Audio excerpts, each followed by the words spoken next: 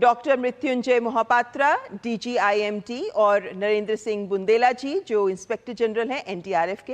हमारे दोनों मेहमानों का हम स्वागत करते हैं। उर्मिलेश हमारे संवाददाता भी इस वक्त हमारे साथ जुड़े हुए हैं। उर्मिलेश, आप स्वयं देखें तो ओडिशा में मौजूद हैं और अपना सबसे पहले तो ख्याल रखिए। और आपको देखकर हम समझ सकते हैं कि कितनी तेज हवा बारिश का मौसम है वहां पर। लेकिन जो हम लगातार बात कह रहे हैं कि तैयारियां पूरी हैं, इन तैयारियों को वक्त के साथ साथ आपने वैसे बहुत सारी घटनाएं कवर की हैं उर्मिलेश, वक्त के साथ किस तरह से बदलते देखा है आपने कि इस बार की तैयारियों में आपको लगता है कि कुछ विशेष है? जी ममता, बिल्कुल निश्चित तौर से, क्योंकि पिछले जितने भी साइक्लोन आए हैं, जितने भी चक्रवात आए हैं, उन चक्रवातों से हमने कुछ ना कुछ सीखा है। और यही जो है इस बार भी देखा गया है उड़ीसा में कि उड़ीसा में जो है रविवार को ही गृह सचिव जो है, केंद्रीय गृह सचिव जो है, वो जो है तमाम दोनों राज्यों के जो आला अधिकारी हैं उनकी बैठक लेते हैं और उनको हर संभव जो है, जो भी उनको मदद चाहिए उस मदद देने की बात करते हैं। और उसी का एक यहाँ पर जो है वानगी देखी गई है कि यहाँ उड़ीसा में भी जो है जो शेल्टर होम है वो आप सोच सकते हैं कि लगभग 6000 के आसपास यहाँ पर शेल्टर होम बनाए गए हैं।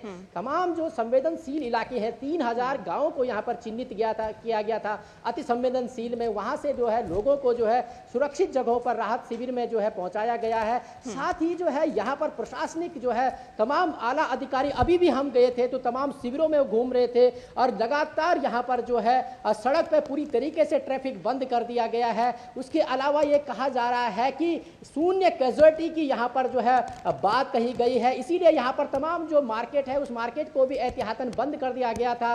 पूरी का जैसे आपने भी बताया, और कोणार्क का मंदिर बंद कर दिया गया है। तमाम जो यहाँ आने वाले पर्यटक थे उन पर्यटकों से आग्रह किया गया कि आप अभी मत आइए फिलहाल 26 तारीख तक, और जो पर्यटक वहां आए थे उन पर्यटकों को आग्रह वापस जाने का किया गया। तो ऐसे में आप सोच सकते हैं कि जो तैयारियां हैं वो तैयारियां जो है एकदम से ग्राउंड जीरो से लेकर के ऊपर तक, और लगातार इस पे जो है अभी तक जो है यहाँ के मुख्यमंत्री जो है जो BC कर रहे हैं, वर्चुअली मीटिंग कर रहे हैं तमाम यहाँ के जिला अधिकारियों से। और जो 4 जिले सबसे ज्यादा अधिक अलर्ट पे यहाँ पे हैं ममता, यानी पूरा प्रशासनिक अमला पूरी तरह से मुस्तैद नजर आ रहा है ओडिशा में। इस वक्त पश्चिम बंगाल का रुख करूंगी, हमारे संवाददाता अभिषेक गांगुली इस वक्त हमारे साथ वहां से जुड़े हैं।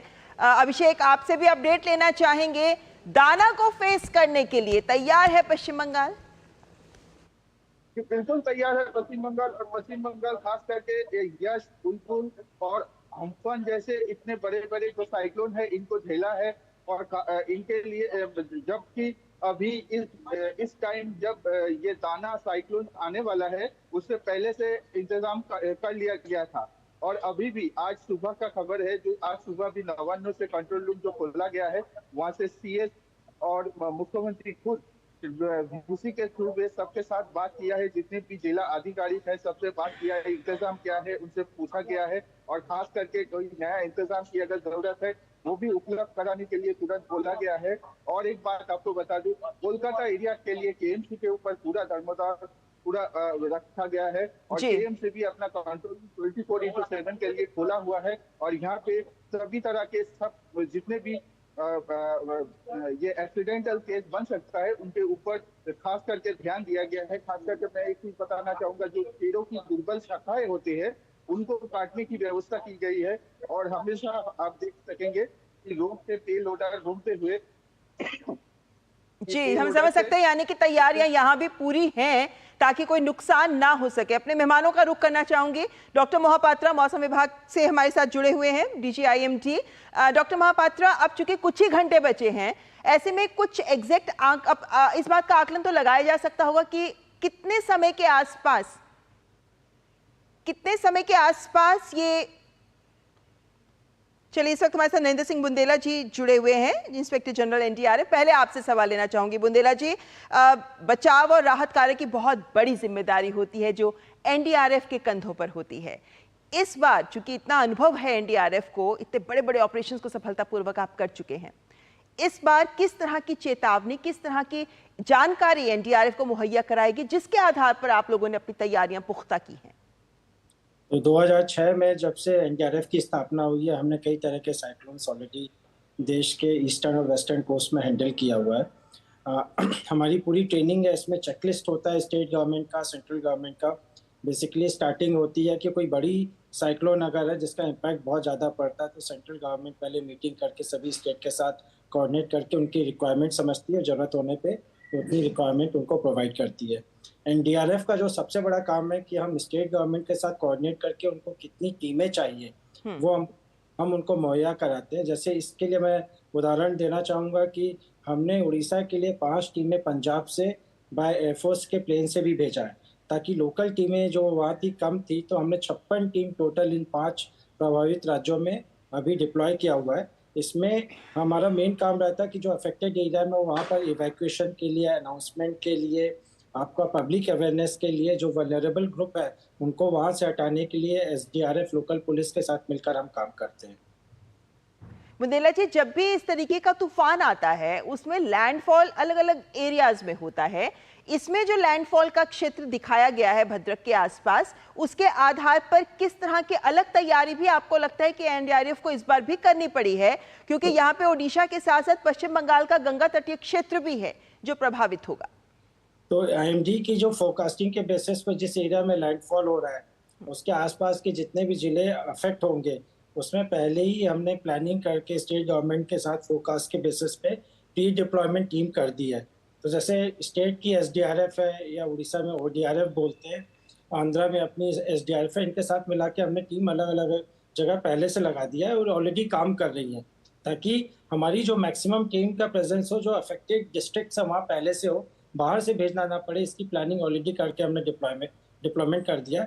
अब जब लैंडफॉल आता है उसके बाद जो इम्पैक्ट होता है, जो डैमेज होता है या और रेस्क्यू इवैक्यूएशन की जरूरत पड़ेगी, तो जिस तरह से इंफॉर्मेशन आएगी उस तरह से हमारी एनडीआरएफ की टीम काम करती जाएगी। जी, लेकिन बुंदेला जी, क्या प्राथमिकताओं में आता है जब लैंडफॉल होती है? अमूमन पता होता है कि इतनी तेज बारिश या आंधी तूफान से किस तरह का नुकसान हो सकता है उस क्षेत्र में, उसके आधार पर किस तरह की प्राथमिकताएं तय की जाती हैं जिसके आधार पर इस राहत कार्य को आगे बढ़ाया जाता है? तो जैसा कि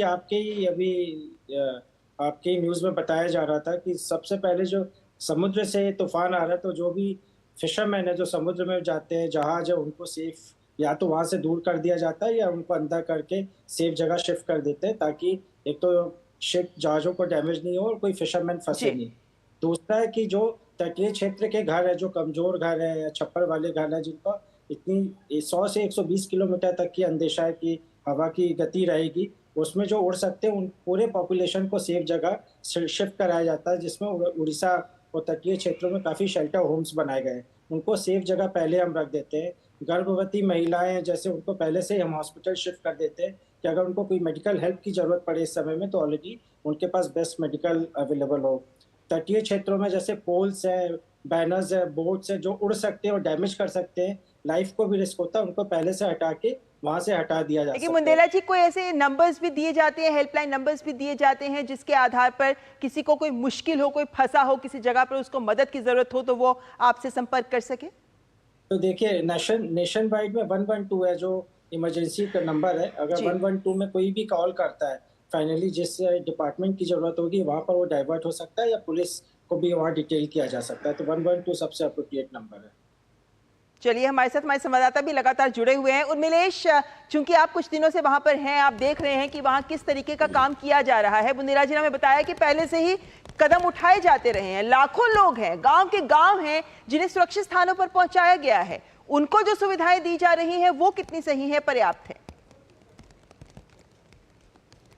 जी बिल्कुल ममता, अभी हम कुछ देर पहले एक जो यहाँ पर राहत शिविर जो है उस शिविर में गए थे। वहाँ पर लगभग 100 लोगों को रखा गया है। उन 100 लोगों के लिए वहाँ पर खाने की व्यवस्था है, पानी पीने की व्यवस्था है, साथ में वहाँ पे डॉक्टर है, आंगनबाड़ी के जो कार्यकर्ता होते हैं वो वहाँ पर हैं। वहाँ पर एक फार्मासिस्ट रखा हुआ है, दवाइयाँ रखी हुई हैं।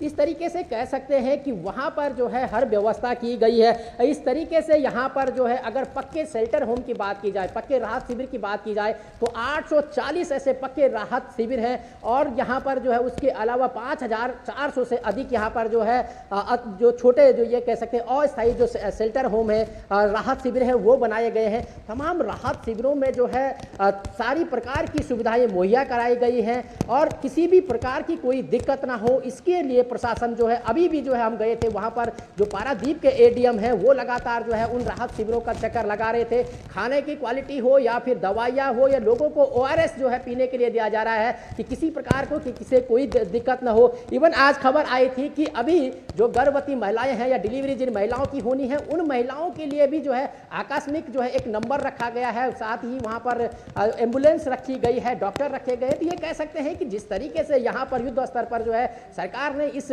जो दाना ये चक्रवाती तूफान है इससे लड़ने की जो तैयारी की है जमीन में, वो कहीं ना कहीं दिखाती है कि ये सरकार की एक मजबूत इरादा है जो चाहती है कि यहाँ पर शून्य कैजुअलिटी हो, यहाँ पर कोई भी कैजुअलिटी ना हो। तो ऐसा कहा जा सकता है। और दूसरी बात यह है कि देखिए अगर बात की जाए तो अलर्ट मोड पे कोस्ट गार्ड रखा गया है, अलर्ट मोड पे नौसेना रखी गई है। अगर किसी भी प्रकार की कोई दिक्कत होती है गोताखोर रखे गए हैं 46 के आसपास। तो यहाँ पर जो है हर प्रकार की तैयारियां, हर तरफ से तैयारियां रखी गई है। जैसे कि आज सुबह से ही ममता यहाँ पर चलिए उम्मीद करते हैं उर्मिलेश की जो व्यवस्थाएं काम करनी चाहिए वो जमीन पर भी काम करेंगी। और एनडीआरएफ के सामने बुंदेला जी बड़ी चुनौती हर बार रहती है, लेकिन जैसे आप हर बार सफल होते हैं उम्मीद करते हैं कि इस बार भी दाना को भी अच्छे से फेस कर पाएंगे और चुनौती से भी पार पा पाएंगे। बहुत बहुत शुक्रिया अभिषेक, उर्मिलेश और बुंदेला जी हमारे साथ जुड़ने के लिए। और फिलहाल यहाँ पर वक्त चला एक ब्रेक का, लेकिन ब्रेक के बाद आपको दिखाएंगे प्रियंका के नामांकन पर बीजेपी कांग्रेस में संग्राम।